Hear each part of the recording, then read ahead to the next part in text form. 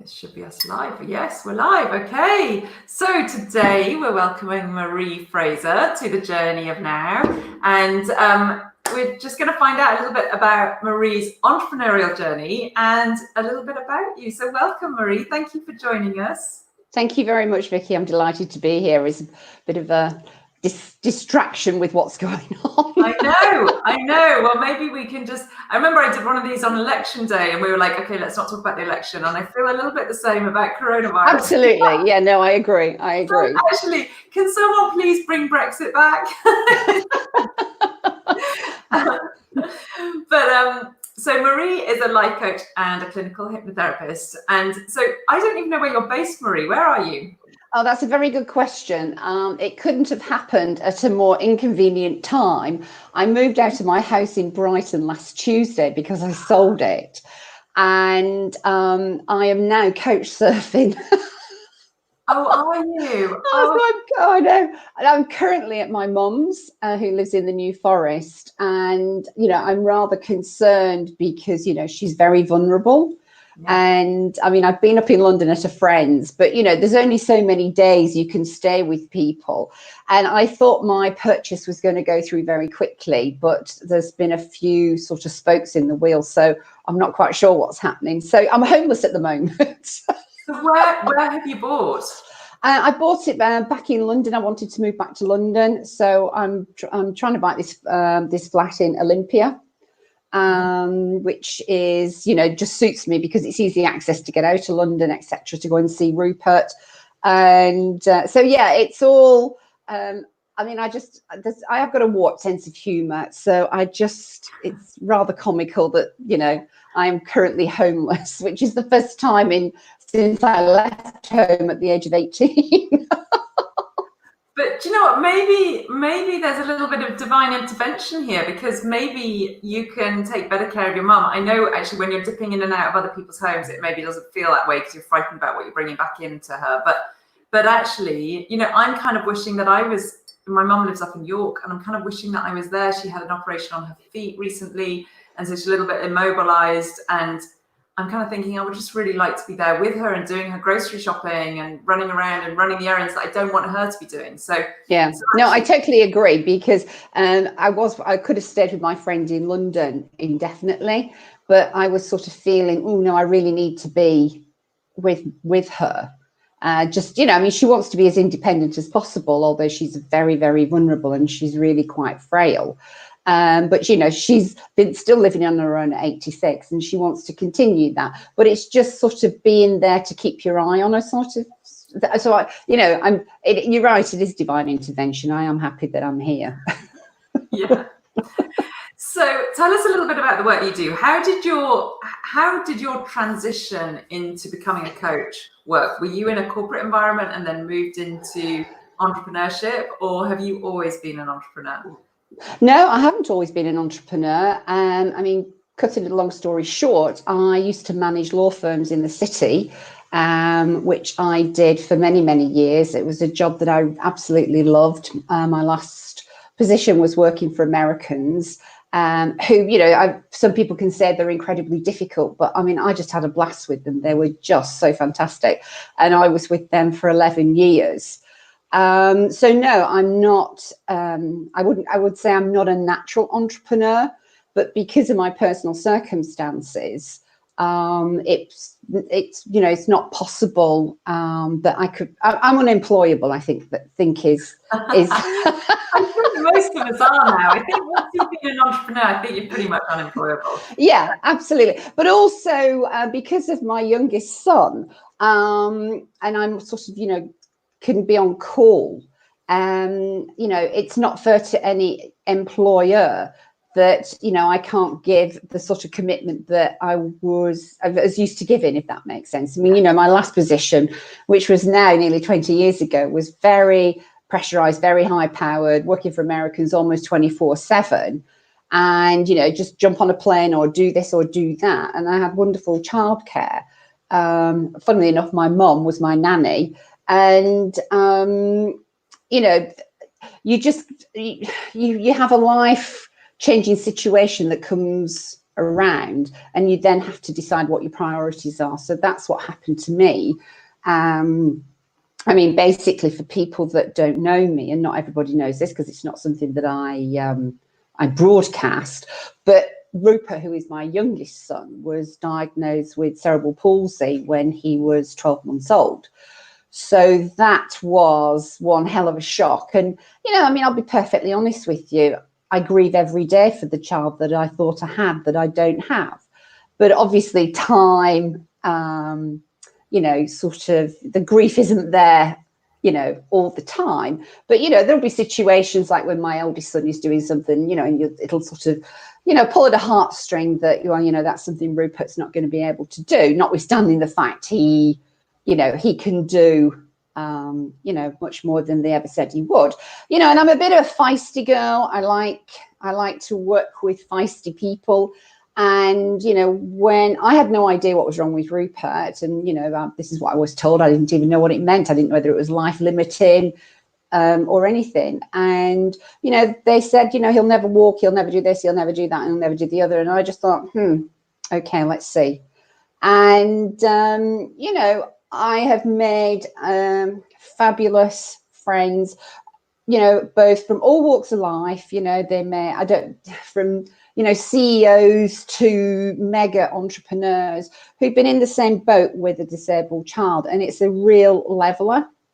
Yeah. You know, you're all, and what I'm trying to say with that is, you know, I lost quite a few friends because they didn't know what to do. You know, they were just so, I don't know, they just didn't know how to handle it, what to say. And, you know, I wasn't there to give them therapy at the time. I needed bloody therapy myself. But, but also, I can remember the pediatrician saying to me, I know how you feel. And I thought, you have no bloody idea how I feel. Yeah. You know, you have no clue unless you're walking this path. You have no clue how I feel. And, you know, that was something that sort of stuck in the back of my mind for a very long time. So, you know, even now after all these years, I've still got friends all over the country. And, you know, they're going through a tough time, and we support one another because we've been through it and we know exactly what it's like, especially when you're having to go through things like educational health tribunals because of their, you know, various cutbacks, etc., etc. I mean, this is not what I need to talk about. I'm sure your listeners are not interested in this, but, you know, you gather so many different skills in various pockets of your life that, you know, so that was a hell of a shock. And I think it was one that actually my ex-husband couldn't really cope with. Even though we were married for 27 years, but it then became, you know, well, I mean, he'd always worked away. And again, you know, basically, he was unfortunately a serial adulterer. So I was, over those years, with dealing with Rupert, trying to keep the family together and all this business, my confidence and self-esteem just absolutely hit rock bottom. And it's quite interesting because I remember seeing a quote from J.K. Rowling, and she said something along the lines of, rock bottom is where I started to rebuild myself. Yeah. And you know, there's a lot of stress and strain when you've got disability in your home. And you know, some people take it personally. I think one of the things, that's what happened with Rupert's father. What am I trying to say? It wasn't like he was saying it was his fault, but that he didn't want to be judged because of that, if that makes sense. So I think he was finding other outlets to boost his own ego and, you know, etc., etc. And yeah, you know, there were points when he actually questioned whether Rupert was his, which was a bit, you know, which is pretty crazy because Rupert is actually the spitting image of him. So you know, that was hereditary. Is cerebral palsy hereditary? No, I mean, cerebral palsy is it's a neurodisability, and it manifests in very, very different ways. So, for example, if you've heard of, I'm sure you've heard of autism, you can go from one extreme to the other. So, cerebral palsy can be where you are just, you've got some spasticity, tightness, etc., to the other end of the spectrum where you have very, if any, cognitive ability. You could be quadriplegic, etc., etc., and it doesn't come in isolation. So you could have epilepsy, all sorts of different things. As I say, it doesn't sort of come in isolation. So whilst Rupert is very mobile now and has been for a very long time, his main disability is communication. I mean, he's very, very vocal, but it's just complete nonsense that comes out in that there's no articulation, and then his cognitive ability is affected, and he has a thing called a condition called dysphagia. So he's a sort of moderate to severe high risk choker, and so you have to watch what his food has got to be prepared, his drinks have got to be prepared. You can't leave him alone with food or drink just in case he chokes. And it's things like that. I mean, over the years, I'm quite used to it now. But it does take its toll, sort of, actually physically and emotionally, because Rupert, for all his disabilities, he's 6'4". So he's a very tall guy. He's a bit like a beanpole, like one of these basketball players or something like that. So he's a big lad. He's 22 now, going on 23. So it can be even now very challenging. But he doesn't live with us full time. He's now and has been since 2009 in specialist education. So he's in a it's a residential place at term time. So he's with his peers. When he's home with me or he's with his father, he's no friends. So it's very isolating for him. So, but no, he's fine. So getting back to my entrepreneurial journey, it was sort of when Rupert decided, when it was decided that Rupert would go into sort of specialist education, which invariably means going away from home. I was sort of thinking what I wanted to do, and I tried a few things, to be honest with you, and nothing really resonated. It was almost like, what were my interests? And I'd sort of look at my interests to see whether I could actually make a business from them.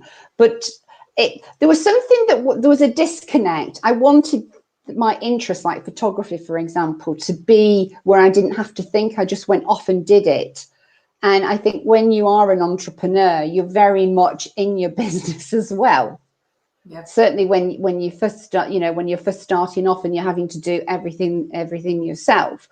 And I sort of, the creative side of photography, there was a disconnect with, having to do lots of networking, etc., because that's not my natural state of being.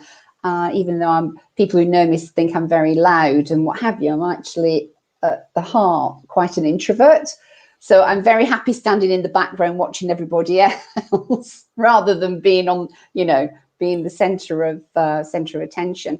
So yeah, it took me a couple of years to actually find something that was sort of set me on fire. And it was a girlfriend who suggested I started a life coaching course. She said, look, Marie, everybody's always coming to you, for you to help them out, or they're asking your advice, or, etc., etc. And that's how that started. It was something that lit me up. And I think even when I was working in the corporate world, I really got a joy out of helping people. Yeah. And that's what I do now. Brilliant. And where did the hypnotherapy come in? Well, that was the sort of therapy side of it, because, as a life coach, you're dealing with now and the future. And a lot of people will come to you. Did you hear that? Sorry. A lot of people come to you because of things from their past that have created their limiting beliefs. And, you know, coaching doesn't deal with the past. And, you know, I was sort of sending people to see various therapists. And I thought, well, you know, I'm really interested in this, especially the workings of the mind and the brain, because I'd been interested. I'd been interested in it previously because of Rupert, because of the brain damage that Rupert has. So I'd read quite a lot about, you know, neuroplasticity and all that sort of business. Yeah. And I thought, wow, you know, I can't bring that into the coaching bit because, you know, there's a crossover which, you know, it does not fit. But if I trained as a therapist, I could actually, you know, provide a therapy solution for clients and a coaching solution. I mean, I don't do the same coaching and therapy in the same session, but I can provide a sort of an all-round service for clients. So what I did with quite a few people, now it's become fairly popular or fairly well known, I did RTT. I trained as an RTT therapist, which I loved because I like the speed of it, and, you know, you're not seeing clients for years and years. You know, I think it's important for me, and actually people that I met along that journey, that, you know, we want to try and help people to get as, you know, well as quickly as possible. Yeah. So you found that accelerates the process. I have, yes. Yeah. And, you know, I wouldn't call myself an RTT therapist. I use the principle of RTT, but it may well be because, you know, during the course of a program, you know, we'll do an RTT session and follow up, but then, you know, I may bring other modalities into that as well. So, you know, I do like tapping, for example. I think tapping is really, it's a very quick, you know, de-stressor. So what I do with my clients is I always have a weekly follow-up by telephone, and it's depending on what their issue is, for example. So, you know, at the moment, people are quite stressed out. So I'm suggesting that they just sort of breathe and do some tapping exercises. So I'll send them off a little video of just, you know, how to go through it, you know, some affirmations to say, etc., while they're doing that. And, you know, I mean, I do that myself. You know, I mean, I'm not stress-free. Not just because of what's happening, but, you know, I mean, I'm finding it quite stressful not having a house at the moment. Yeah, that is kind of stressful, isn't it? Well, moving house itself is stressful. So even just moving out of your house would be stressful. Yeah, And buying another house is stressful, especially if it's not quite staying on track to the time frame, the original time frame. Exactly. But at least you've got the tools and techniques to deal with it, right? Yes, and also a sense of humour, that is so important. Yeah. Well, it is in everything, but yeah, especially when you're moving house. So when my husband used to be military and we moved house, when we moved back to Suffolk, that was our 10th move in 11 years. So wow. we moved a lot. You're a professional. Yeah, well, you would think I would be good at it, but we're not particularly. So anyway, we're staying put for a while now, hopefully, fingers crossed. But yeah, so it's really interesting to hear how you kind of struggled to find what it was that was going to really keep your focus, and that you were really going to feel happy immersing yourself in. And so now, what kind of clients do you work with? Is it, do you work in a particular niche or particular industry, or is it anybody that needs your help? At the moment, you know, I'm getting lots of people that just need my help generally. I mean, where I feel my expertise is with women in what I call midlife. So, you know, 50 plus. You know, I went through a very, very acrimonious divorce, and it took 7 years. So that was fairly, that was fairly heavy. You know, I've been through, in the last 4 years, I've been through 2 tribunals for Rupert. You know, I've got, I mean, you know, lots of life experiences. And also when I've had to reinvent myself several times, over the course of the last few years. And, when I split up, I suddenly thought, my God, where is that 24-year-old? What happened to her? And it took, a couple of years to figure out, because it was scary. I wasn't financially independent because I've been a full-time mum. To the boys, I was a homemaker, and all of a sudden my world had just sort of gone 180 degrees. And so I think there's, with the expertise and what I said earlier about, I can empathize. I have walked that path of, quite monumental life changes, and it's scary. I didn't want to talk to my family and friends about it. I didn't talk to anybody. I just dealt with it on my own. And I want to, be that person that you can say whatever it is that's on your mind. I'm totally non-judgmental, because everybody deals with situations in different ways. And, you can't turn around to somebody and say, just get a grip and deal with it. That's just completely bonkers. And as I said, because people deal with things in different ways, and, whatever has happened in the past may be coming right to the forefront of what's happening right there and then the whole thing just sort of escalates. So I'm really, really, everybody says passionate, but I am so really lit up by saying to women in their 50s that, you do have a second chance at this. You've got another chance. Whatever's happened in your life, even if you're in a fantastic relationship, but you feel like you've something missing. It might be the kids have left home, or your partner's retired, and your world is just turned upside down, and you're sort of thinking, oh my God, what's all this about? What do I do? Where do I go? Who am I? What is it that I want for the next part of my life? So it's a bit like being consciously jealous, but not jealous, selfish, being consciously selfish with, I know, without it sounding as though you're sort of disregarding everybody else. You're not. But I think it's really important that, women don't take care of themselves. They're too busy taking care of everybody else rather than, themselves. I learned that lesson with Rupert. I sort of thought, my God, if I don't keep well and sane, the whole thing is just going to fall apart. Yeah. So I've been sort of consciously selfish for a very long time. Yeah, and a lot of us forget that actually there's so many people that rely on us, and we need to be well in order to help them in the ways that we need to help them. So it's a fascinating story, and actually a great story of resilience. And I love that you've called yourself the mistress of reinvention. That's great. So do you have a book that you could recommend for us? It doesn't need to be a business book. Yeah. I've got, two books, actually. My favorite author is Jane Austen, and Pride and Prejudice is my favorite book. I could read it, several times a year. I always find something else in it. And I think it's as relevant today as it was 200 years ago. And I'm sure everybody's either, read it or seen various films or adaptations of it. I liked her. I think she was a completely feisty lady. And another book that I read quite a long time ago was one called Finding Your North Star. And I can't tell you the name of the author because it's in storage, and I didn't actually look it up on Google before we came on.